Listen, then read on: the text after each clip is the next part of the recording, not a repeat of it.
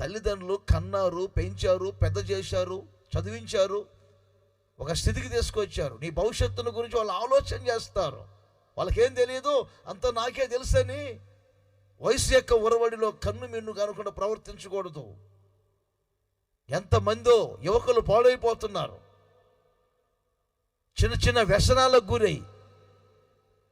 ఎంతోమంది యవనస్తుల పిల్లలు కాలానికి ముందే కాలగతలు గడిచిపోతున్నాయి. ఆలోచించండి. తల్లిదండ్రులు చెప్తే వినరు, సెల్ ఫోన్లో మోజులో పడతారు. ఒక్కరోజు సెల్ ఫోన్ చూడకుండా ఉండలేడు. నిద్రపోతూ కూడా దుప్పట కప్పుకొని కూడా దాన్ని ఊడుస్తూనే ఉండడు, చీపురు పెట్టి. టచ్ కదా అది. పొద్దున్నే లేవగానే మళ్ళా చెవుల దగ్గరే పెట్టుకుంటాడు. తింటా కూడా ఎవడైనా తినేటప్పుడు ఇడ్లీలో చట్నీ నంచుకుంటాడు, వాడు మాత్రం ఈ పోనే వాడు బతుకు. చివరికి ఆరోగ్యం పాడైపోతుంది.